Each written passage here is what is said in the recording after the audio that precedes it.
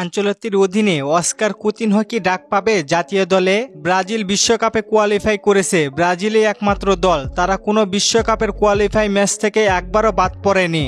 Ancelotti ব্রাজিলের দায়িত্ব নিয়েই ব্রাজিলকে ঘুরে দাঁড়ানোর আশ্বাস দিয়েছেন তিনি। বিশ্বকাপে কোয়ালিফাই করেই থেমে নেই আনচেলত্তির হাতে ৭০ জনের প্লেয়ারদের তালিকা রয়েছে। এই ৭০ জন প্লেয়ারদের উপরে নজর রাখবেন আনচেলত্তি। ক্লাব বিশ্বকাপে খেলোয়াড়দের উপরে নজর রাখবেন ইতালিয়ান এই মাস্টার মাইন্ড।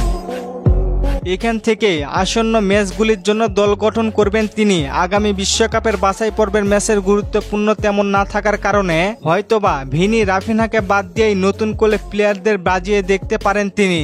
এই দুটি ম্যাচে রাডারে থাকা প্লেয়ারদের দিয়ে একাদশ সাজাতে পারেন আনচেলত্তি। আর ব্রাজিলের পরবর্তী ম্যাচগুলিতে নেইমার সুস্থ হয়ে মাঠে ফিরবেন। প্রায় ৩ বছর পরে আবারও দেখা যাবে হলুদ জার্সিতে। নেইমারকে পেতে মরিয়া হয়ে আছেন ব্রাজিলের কোচ কার্লো আনচেলত্তি।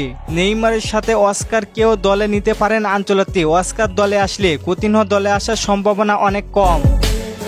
কুতিনহো ভাস্কোতে নিজেকে সেইভাবে মেলে ধরতেই পারেনি। এদের সাথে ডিফেন্সে ফিরবেন এডার মিলিতাও। ব্রাজিল দলে তারকার কখনোই অভাব হয় না, কিন্তু বিশ্বকাপের স্কোয়াডে কারা কারা থাকবেন সেইটা প্রশ্ন থেকেই যায়। আর আরেকটি গুড নিউজ হচ্ছে, আগামী ডিসেম্বর মাসে ফ্রান্সের সাথে প্রীতি ম্যাচ খেলতে চায় 5 বারের বিশ্ব চ্যাম্পিয়ন ব্রাজিল। খুব তাড়াতাড়ি অফিসিয়ালি আপডেট আসতে চলেছে। ব্রাজিলকে আরো শক্তিশালী দেখতে পারবো আমরা। আপনাদের কি মনে হয় কার্লো আনচেলত্তির দলে কাদের কাদের জায়গা পাওয়া উচিত জানিয়ে দিন কমেন্ট করে। আর চলেন আপনাদের কমেন্টগুলো দেখে আসি। কাউসার ভাই প্রশ্ন করেছেন বার্সা কেন ক্লাব বিশ্বকাপে নেই? ভাই তারা কোয়ালিফাই করতে পারেনি। রাজ ভাই প্রশ্ন করেছেন ব্রাজিলের প্রথম ম্যাচ হবে কবে?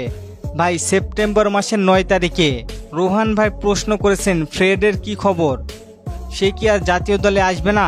ভাই না, আসবে না সে আর। কাউসার ভাই প্রশ্ন করেছেন ক্লাব বিশ্বকাপে রিয়াল মাদ্রিদের প্রতিপক্ষ কে হবে?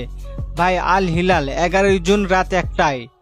ধন্যবাদ সবাইকে প্রশ্ন করার জন্য। আর ফুটবলকে নিয়ে নতুন কোনো প্রশ্ন থাকলে করতে পারেন, পরবর্তী ভিডিওতে রিপ্লাই করব। ধন্যবাদ।